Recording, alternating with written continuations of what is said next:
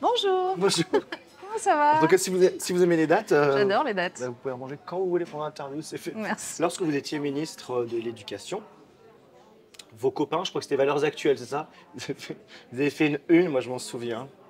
Je me souviens de cette une, elle était plus que blessante. C'était une injure. On avait mis votre photo, c'était l'ayatollah, c'est ça? Moi, je me souviens de la couverture de Valeurs Actuelles dont vous parlez. Je me souviens de ma fille, j'ai un garçon et une fille.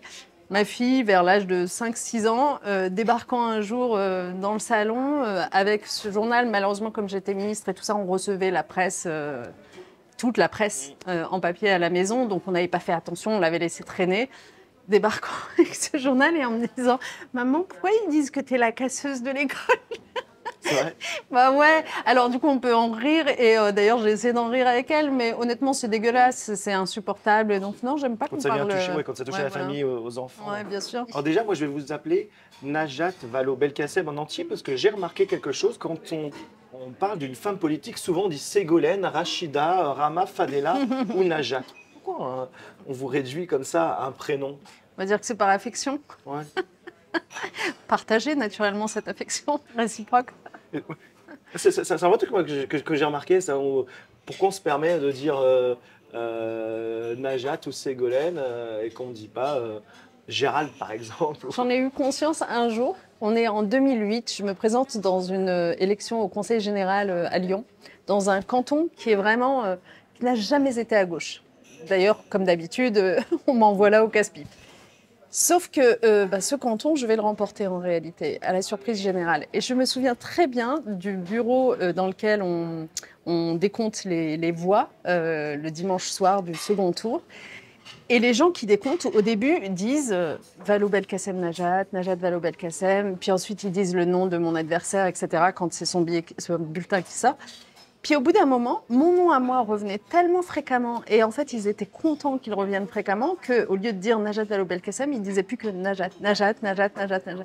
Et donc du coup j'ai trouvé ça tellement sympathique et affectueux que je me souviens toujours que ça peut aussi procéder de quelque chose de En politique, sympa. ça peut être sympa parce que Ouais, quand on ça est peut être proche des sympa. gens, Ouais. on dit que ça peut faire des voix en plus. Et je pense qu'il y a une plus grande proximité avec les femmes politiques, tout simplement. Il y a une espèce de distance qui existe avec les hommes politiques qui est moindre avec les femmes. Un jour, dans le cadre d'une autre campagne électorale, je suis à Lyon, toujours, dans un quartier plutôt populaire, dans lequel je suis accostée par des jeunes... c'était plutôt des jeunes hommes. Il n'y avait pas de filles parmi eux, mais qui étaient là, et moi je distribuais mes tracts, et donc je suis contente qu'ils m'accostent parce que je me dis ils vont s'intéresser à ce que j'ai à leur dire et tout ça. Et ils m'écoutent rapidement, que d'une oreille, et puis ils me disent mais en fait on a une question à vous poser, votre nom c'est donc Najat Vallaud-Belkacem, mais votre nom c'est Belkacem, c'est ça? Oui, mais pourquoi, donc Vallaud c'est quoi? C'est le nom de mon mari. Ok, donc vous avez choisi de garder les deux noms, mais pourquoi vous avez mis Vallaud avant Belkacem? Vous avez honte de votre nom Belkacem? Et là, je me suis dit, mais ah ouais, les gens attachent de l'importance. Une responsable politique d'origine maghrébine, marocaine en l'occurrence, vous dites, il n'y a pas que votre parcours que vous avez sur les épaules, vous sentez qu'il y a des gens derrière Ah oui, vous. mais ça, je l'ai compris assez vite en politique. C'est intéressant d'ailleurs parce que c'est un vrai cheminement. Et en fait, au bout d'un moment, vous comprenez que vous le vouliez ou pas, c'est comme ça. À travers vous, ce qu'on voit, c'est aussi les gens qui vous ressemblent, qui sont la même origine que vous, etc. Et donc, du coup, que vous portez sur les épaules la nécessité de bien représenter ces gens-là, en fait, en vérité, de donner une belle image, en fait. Vous avez la pression, malgré vous. Ouais, même si vous ne voulez pas représenter, on vous fait devenir ambassadrice de quelque chose, en fait. Bien sûr, et la pression, elle est souvent très amicale, hein, entendons-nous bien, elle n'est pas désagréable. C'est celle qui va consister pour, je sais pas, tant de personnes rencontrées, croisées comme ça dans la rue, qui viennent vous voir en vous disant « Ah, ça nous fait tellement plaisir que vous nous représentiez, je dis à mes enfants de vous regarder pour s'inspirer de vous ». Et puis, en même temps, elle est aussi négative, la pression, dans le sens où, globalement, il y a beaucoup de gens qui ne sont pas très heureux à l'idée qu'une personne d'origine étrangère, de culture musulmane, etc., puisse exercer des responsabilités en France. Et ces gens-là n'attendent qu'une chose, c'est que vous trébuchiez, c'est que vous fracassiez la tête. Et donc, du coup, si vous trébuchez, si vous fracassez la tête, ça amène de l'eau à leur moulin qui consiste à dire vous voyez bien que cette communauté n'est pas faite pour s'insérer, s'intégrer, prendre des responsabilités, etc. Ça a été plus dur d'être une ministre d'origine marocaine ou une ministre femme d'ailleurs? Moi, mon expérience, c'est que quand je rentre au Parti socialiste, donc ma première expérience dans une formation politique, d'une certaine façon, c'est davantage la caractéristique femme qui me dessert, entre guillemets, que la caractéristique issue de l'immigration. C'est très intéressant. Pourquoi ? Parce qu'en fait, en étant femme, vous avez, vous pouvez pas le savoir, mais vous avez intériorisé un certain nombre de modes de fonctionnement qui ne sont pas adaptés à la politique. Toute votre vie, vous avez été élevé, éduqué culturellement, etc., dans un mode de fonctionnement qui n'est pas adapté à la politique. Par exemple, mes premières réunions de section au Parti socialiste, comme toute femme, jeune femme, ben, je suis dans la logique de si j'ai rien d'intéressant à dire, je le dis pas. Oui. Vous voyez, ça Alors fait que les hommes, alors même que les codes de la politique, je finirai par le comprendre au bout d'un moment, c'est t'as rien d'intéressant à dire, ben raison de plus pour le dire. Enfin, en fait, parce que en fait, ce qui compte, c'est de marquer ton territoire. Ce qui compte, c'est de t'inscrire dans la rétine des observateurs et donc de passer pour quelqu'un qui compte puisque tu parles. Je dirige une ONG qui s'appelle ONE, qui est une ONG de solidarité internationale qui lutte contre l'extrême pauvreté et ce qu'on appelle les maladies évitables, c'est-à-dire les maladies dont des gens et notamment des enfants continuent de mourir alors qu'on sait les soigner. Et puis par ailleurs, je préside France Terre d'Asile, qui est une association bien connue en France qui accueille, héberge et accompagne les demandeurs d'asile. Vous vous sentez plus utile aujourd'hui à la tête d'une ONG ou en tant que politique? Moi, dans mes différentes fonctions, je trouve de l'utilité. Honnêtement, quand j'étais élue locale, par exemple, j'étais pas en train de me dire oh là là, il faudra que j'attende d'être un jour élue nationale pour avoir une vraie utilité. Non, j'étais utile à l'échelle de ma ville, de mon canton, de ma région, etc., dans mes différentes responsabilités. Et aujourd'hui, je me sens utile dans un autre univers et dans un autre champ, mais qui est tout aussi important. Il était sympa ou pas Emmanuel Macron quand c'est votre collègue? Vous sentiez déjà l'ambition du gars qui voulait être le big boss? Je pense qu'il était comme maintenant, sans doute en moins crispé, parce que l'exercice du pouvoir présidentiel le rend arrogant.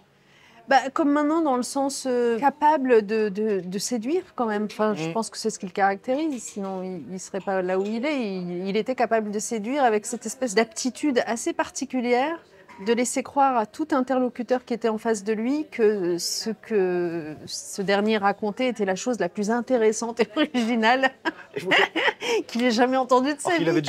Son avis, il avait déjà tranché dans sa tête. Je trouve que c'est une qualité qu'il faudrait apprendre dans les écoles. Qu'est-ce qui est le plus réalisable? Une femme présidente ou un arabe ou une arabe président en France?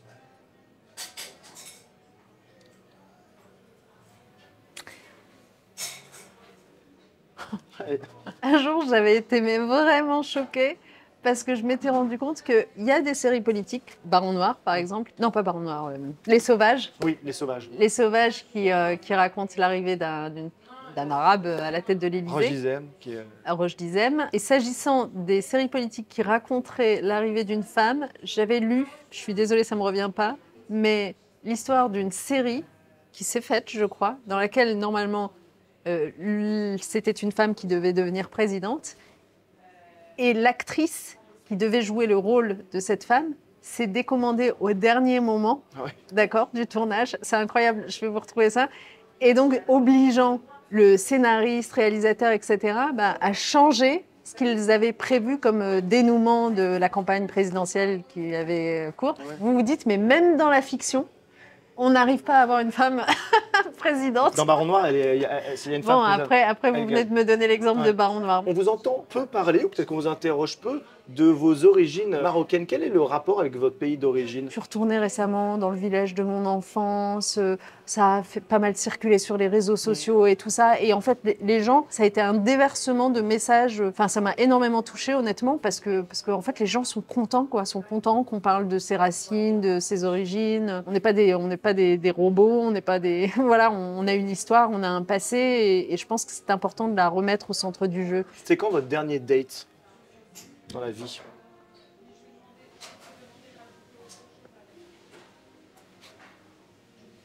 Faut que je fasse attention parce que je suis mariée et tout. Mais non, mais évidemment, vous, quand vous dites date, ça peut être un friendly date ou quelque chose comme ça, un job dating. C'est une question Ouais, il y a des job dating. Bon, non, mais je sais pas. En fait, d'une certaine façon, de façon totalement innocente évidemment et sans arrière-pensée, j'ai des dates tous les jours. La vie est un grand date. Exactement, c'est très joli. Quand vous devez éconduire quelqu'un, quand vous avez dû éconduire quelqu'un, c'est quoi votre technique pour mettre un vent de manière élégante, on va dire? De rire. À chaque fois que je suis mal à l'aise, je ris. Vous n'avez pas remarqué? Je leur ai dit, vous allez voir, quand elle veut sortir de situation, elle rit, ça passe. Mais oui, et en fait, parfois les gens le prennent mal en trouvant que c'est de l'arrogance ou une forme de trop grande légèreté, mais pas du tout. C'est ma façon à moi de dire je suis mal à l'aise, arrêtez. Est-ce que vous avez passé un bon moment ou pas? Ouais, super, très sympa. On se rappelle? Chiche.